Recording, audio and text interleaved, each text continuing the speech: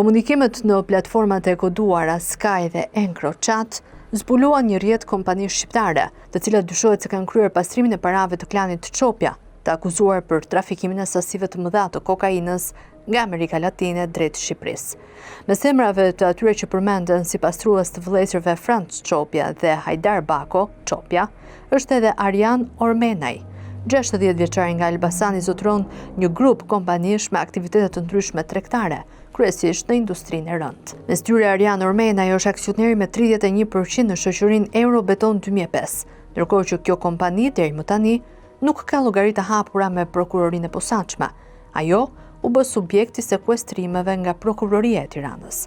Në fokus është veprimtaria e administratorit shtetesit italian Giovanni Battista Telesca, djali i aksionerit kryesor të kompanisë Pietro Telesca. Gjithçka nisi nga një dyshim për mashtrim, një gol rreth 1 milion euro që Eurobeton 2005 i ka bërë një shoqërie tjetër. Ajo që dukej si një mosmarrveshje civile përfundoi në dyert e prokurorisë si një rast i dyshuar pastrimi parash. Kësaj radhe, jo për paratë të Çopjave, por për një skem shmangje taksash në vlera të konsiderueshme. Të paktën këtë dyshon prokurori Bledar Valikaj, i cili po udhëheq hetimet. Për momentin, gjykata e Tiranës ka caktuar masën në sigurimi detyrim për paraqitje ndaj administratorit Telesca, si dhe ka vendosur nën sekuestro preventive kompaninë private. Kompania Eurobeton 2005 ka një aktivitet tregtar mbi 20 vjeçar në Shqipëri në fushën e ndërtimit. Ortakët themelues të saj janë Pietro Telesca me 51% të aksioneve, Bujar dhe Angel Kazheli me 17.5% si dhe Yll Kasula me 14%. Ndër vite, kuadri i aksioneve mes ortakëve ka pësuar ndryshime. Gjatë vitit 2023, raportet mes ortakëve pësojnë krisje dhe mes tyre krijohen mosmarrveshje.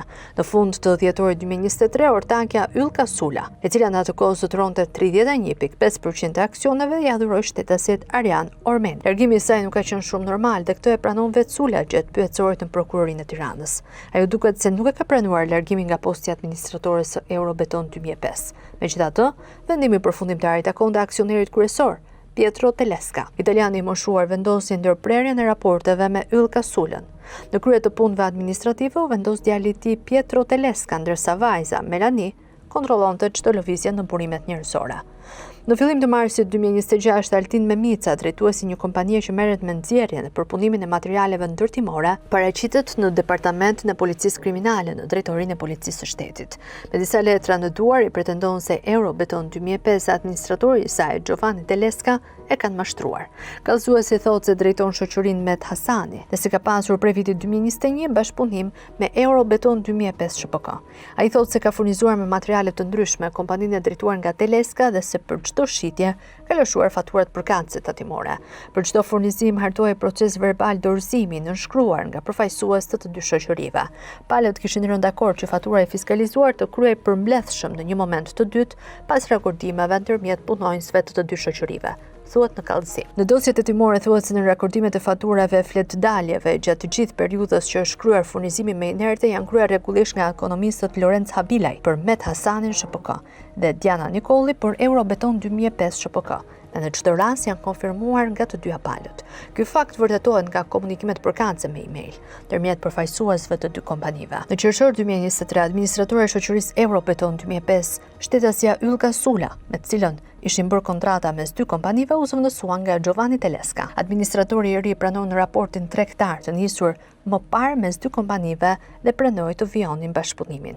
Por megjithëse kishin rënë dakord që pagesat do të kryheshin ndërmjet faturave tatimore, Eurobeton 2005 nuk po vepronte sipas rregullave fiskale dhe nuk po kryente as pagesat ndaj Met Hasani SHPK. Në dhjetor 2024, kjo e fundit kërkoi nga Giovanni Telesca që të formalizoheshin raportet financiare me një faturë përmbledhëse dhe të kryej likuiditeti. Shuma totale që Eurobeton 2005 i detyroi furnitorit ishte rreth 900 milion lekë të vjetra, ose afërsisht 1 milion euro. Por përgjigjja që mori nga Telesca ishte ajo që nuk priste. Administratori i Eurobeton 2005 vendosi të ndërpriste bashkëpunimin tregtar në mënyrë të menjëhershme, pa likuiduar faturat. Dhe pas ndërprerjes së raporteve financiare, administratorët e dy kompanive kanë vjuar takimet ku Altin Memica ka kërkuar shlyrjen e faturave. Në dosjen hetimore thuhet se Giovanni Telesca fillimisht refuzoi lëshimin e faturave përmbledhëse me argumentin se kishte mungesë rekordimi. Më pas administratori Teleska shmangu vazhdimisht takimet dhe komunikimet dhe nuk kreu asnjë pagesë të detyrimit. Ai mohoi dakordsimin e vitit 2021 për furnizimin me inerte, ku faturat tatimore do të dërgoheshin në një moment të dytë dhe detyrimi do të jepej nëpërmjet bankës ose me clearing apartamente, duke pretenduar se nuk njihte furnizimin e mëparshëm dhe se furnizimet ishin pa faturë, dhe pse të gjitha furnizimet e produkteve si rër dhe granil ishin të dokumentuara dhe të firmosura nga punonësit e Eurobeton 2005. Këto të dhëna gjenden të përmbledhura në aktet e hetimit të prokurorisë së Tiranës. Deri në këtë moment, dukej se historia prezentuar nga kallëzuesi ishte një nga rastet e shumta të përplasjeve mes tregtarëve. Është një situatë ku shkelja penale nga mosmarrëveshjet civile ndahet nga një fije holl. Megjithatë, prokurori i Tiranës që mori në dorëzim kallëzimin e subjektit Met Hasani SHPK, vlerësoi që ta regjistronte rastin si vepër penale të mashtrimit, në kuadër të veprimeve procedurale, si dhe për të kuptuar më mirë situatën, prokurori Valikaj urdhëroi kontrollin në ambientet e Eurobeton 2005 SHPK, pasi më herët kishte marrë aprovimin e gjykatës së Tiranës.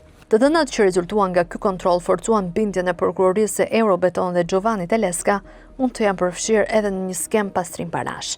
Në 25 mars 2026, oficierët e policisë u paraqitën në mjediset e kompanisë Eurobeton 2005 dhe kontaktuan me administratorin Giovanni Teleska dhe i vendosën në dispozicion urdhrin e kontrollit. Brenda pak orëve, punonësit e policisë gjyqësore sekuestruan disa pajisje kompjuterike të kompanisë, disa bloqe shënimesh dhe ditarët e furnitorëve.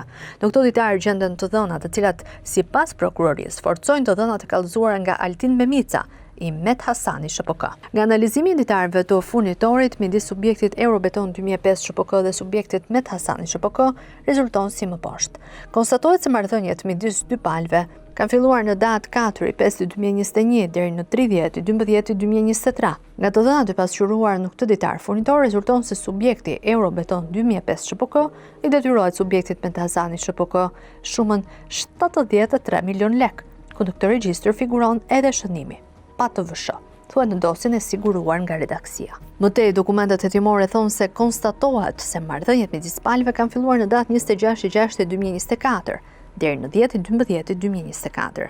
Nga të dhënat e pasqyruara në këtë ditar furnitor rezulton se subjekti Eurobeton 2005 SHPK i detyrohet subjektit Met Hasani SHPK shumën 6 milion lek, ndërsa për periudhën 3 i parë i 2024 deri në 17/5/2024, Eurobeton 2005 SHPK i detyrohet subjektit Met Hasani SHPK shumën 9.960.000 lek, ku në këtë regjistër është vendosur edhe shënimi pa të vëshë. Mbi këto të dhëna, Prokuroria e Tiranës thotë se sa më sipër rezulton se deklarimet e bëra gjatë kallëzimit, si dhe dokumentet e vëna në dispozicion nga shtetësi Altin Memica janë të vërteta, pasi gjatë kontrollit të ushtruar në subjektin tregtar Eurobeton 2005 SHPK është gjetur dhe sekuestruar dokumentacioni që vërteton pretendimet e kallëzuesit. E në këto kushte, kur janë konstatuar blerja në vlerë rreth 1 milion euro, por të padeklaruar në sistemin fiskal shtetëror, prokuroria ka ngritur dyshimet se subjekti tregtar Eurobeton 2005 dhe administratori i saj Giovanni Teleska kanë kryer dhe veprat penale të fshehjes së të ardhurave dhe pastrimit të parave krahas mashtrimit që i ka kryer kompania Met Hasani SHPK. Giovanni Teleska është pyetur në prokurori për llogaritë të këtij hetimi. Ai ka mohuar që të ketë kryer vepra penale.